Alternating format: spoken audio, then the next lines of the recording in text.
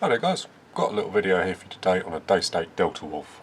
So in this one what we're going to be doing is taking a little overview of the rifle, talking about some of the things I like about it, some of the things I dislike, and also giving it a bit of a range test. This particular rifle isn't ours, it was lent to us by a friend.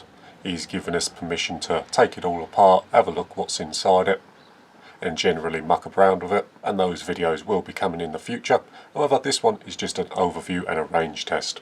Firstly though, I do just want to address some of the rumours you may have heard about the Delta Wolf and a little bit of the controversy about it.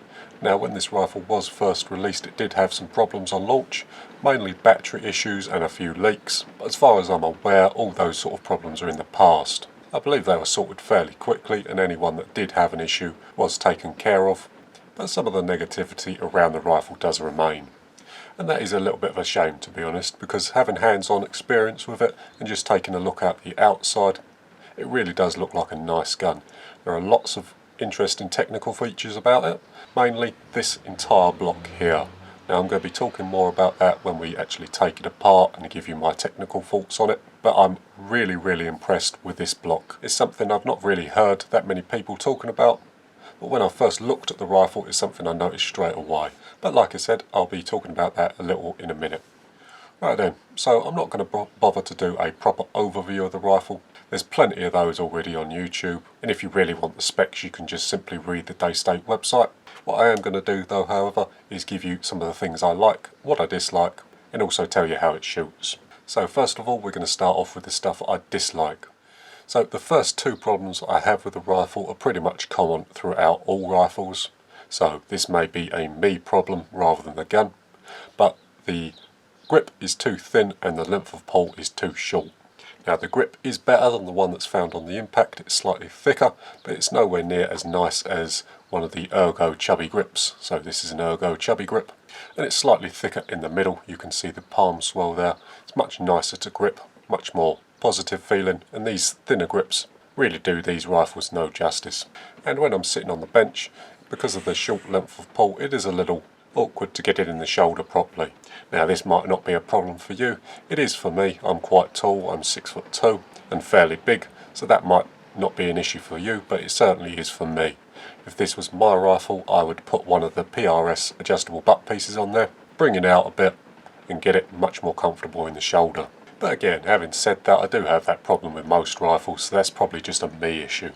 The next problem I want to point out is something very common with bullpup rifles, and that is the noise you hear from the action. Because your ear is right here, just above the hammer and the valve, when you fire the rifle you do hear an awful lot of clanking and banging. Again, that is quite a common problem with most bullpups, if I'm honest, but it's just something I wanted to point out. And the last thing I will mention is just the aftershock recoil.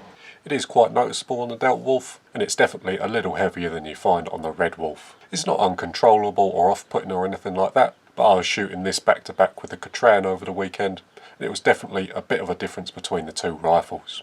We'll know a little more when I do the full strip down, but I'm pretty sure that there's going to be a rather large hammer in the back here, and that recoil is just going to be the hammer decelerating. But pretty much that's my only real main issues with the rifle itself. So what I will do now is talk about some of the positives. The first real big positive of this rifle is the one-piece block. I'll get you a little close up there. This entire section of the rifle is made from one piece of aluminium. Really impressed with that. I think this rifle pretty much wins the prize for the largest single piece of aluminium on an air rifle, and I'm really happy that Daystate have gone through that route. What this does is take out any sort of possible misalignment issues that you can have when putting it together. Something like an Impact would have this smaller block at the bottom here as one piece, all these connecting pieces as another, and then the top rail as an entirely separate unit. What this does is allow for misalignment during the assembly, and is also not very good from a rigidity standpoint.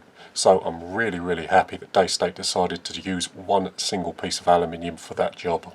Next thing that I quite like is the effortless cocking. So if you're used to a Red Wolf, you'll be right at home on this rifle. The cocking backwards and forwards is effortless. The action is obviously electronic, so there's no spring you need to pull back or C you need to engage.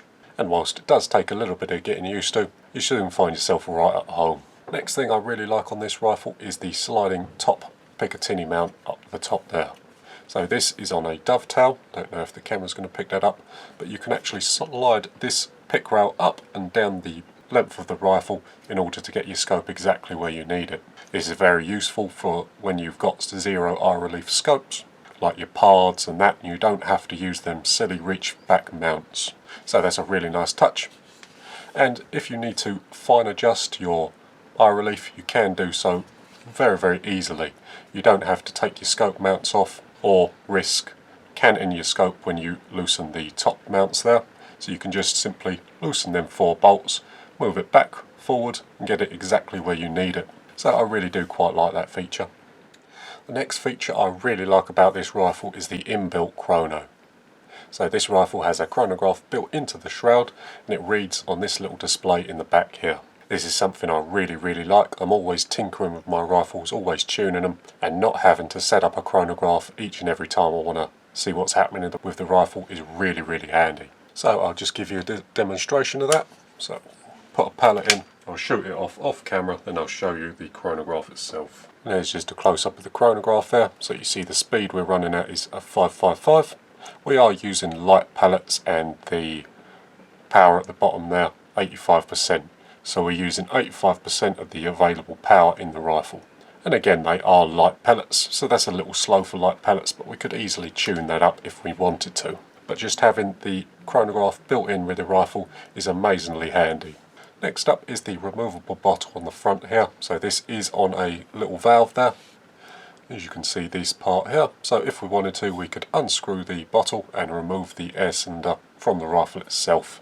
Very handy if you ever need to work on rifles. I really like that feature, as you don't have to sort of crack a Foster fitting loose to get all the air out the rifle. So that's very, very handy indeed. I wouldn't be at all surprised if Daystate actually release a new front block for their Red Wolf, in which you can use the Delta Wolf bottles interchangeably with your Red Wolf. That's the obvious path I would go down, but I don't know about Daystate themselves. The next big positive of the Delta Wolf is the little electronic screen in the bottom there.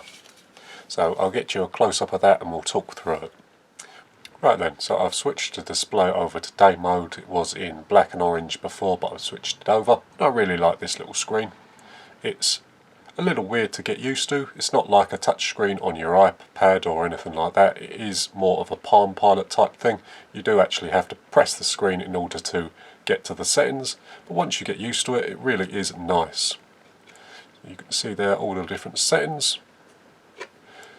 This is the sub 12 version, so there isn't that many adjustments that you can do. You mainly just have your power settings. So if we go into power settings, we can change that up and down. This particular rifle is running an older version of the firmware, and the increments that you see there jump up and down in 5%. So we're using 90% of the available power here. However, later versions of the firmware, I think, make this smaller jumps. So I think it goes up in 2.5% rather than 5%. I was going to mention that in one of my dislikes about the rifle, as these jumps are fairly coarse. They do give you a little bit of adjustability, but the actual jumps in between the different power settings are fairly coarse, so it's not sort of a fine tuning thing. But I'm glad to say that the newer software fixes that issue. But there we are. I really like this little screen. It tells you exactly what your regulator pressure is, so we're sitting at about 91 bar on the regulator, and it's nice and easy just to play with at the range. I did read a little on the Daystate website about the Alpha Wolf, that there may be some tuning coming to the sub 12 versions. I'll put a little thing on the screen here about what I read, but fingers crossed we might actually get some tunability with the electronic guns in the future with the newer firmware updates. So that might be something to look forward to. Right then, so that's pretty much all my likes and my dislikes about the rifle. So what we'll do now is we'll take it down the range and show you what it can do. And here we are all set up down the range, and we're shooting at 40 yards. Now we normally do all our testing at 50 yards, however this rifle is a 2.2, so we've brought it a little closer to give it a fairer chance. Having said that though, we did do some very, very good groups at 50 yards, which I'll show in a minute. But for me personally, I like to test 2.2 rifles at 40 yards max. But as you can see from the footage, the groups are appearing quite nicely. All these groups were done with a magazine, so you have to factor that in as well, although I wanted to give you a raw perspective on the rifle itself, so we used the magazine in this instance. Although single shot loading did tighten up the groups a little, I found that we did get a couple flyers, and I think that was down to the magazine, as when I single shot loaded this rifle, those flyers became much less common. If you exclude the extreme flyers from these groups, all of these groups are under or near a 5p piece size, and the smallest of which was 11¼ mm edge to edge. So very impressive stuff for a 2.2 rifle. These are all 5-shot groups, and we are using JSB Strattons. A rather unusual pellet, although I've found it works very well in 2.2 rifles, and it's my go-to when we start testing them. We did also do a chrono test on the rifle. Over a full magazine, which is 11 shots, we got an 8 feet per second spread, so really not too bad at all. We tested the on-board chronograph against a regular chronograph, and the on-board chronograph was consistently reading about 3 to 4 feet per second above the external chronograph. I believe that's because the chronograph in the shroud is much closer to the end of the barrel, and obviously as the pellet leaves the muzzle it's decelerating, so when it comes across the second chronograph it's reading a slightly lower velocity. Overall I'm very impressed with how the rifle's shot. I'll show you now the groupings we did at 50 yards. Now these ones were done with a single shot loader rather than the magazine. That is a fairly common problem with most air rifles, and single shot loading is always going to give you better results than using a magazine. But there we have it, 50 yards with a Daystate Delta Wolf. Right then, with that out of the way, I'll bring you back to the mat and I'll give you my final thoughts. Right then, and that's how the rifle performed downrange. Really impressed with it. Shot beautifully straight out the box. All we did was clean the barrel before we started shooting. We put at least 1,000 pellets through it. I would say closer to 1,500, but at least 1,000 pellets went downrange through this thing, and it didn't miss a beat, not once. It did exactly what it was supposed to do, when it was supposed to do it, and how it was supposed to do it. Absolutely no problems whatsoever. I personally know of 2 people that come down the range with Delta Wolves that have recently bought them, and they both had exactly the same experience with air rifles.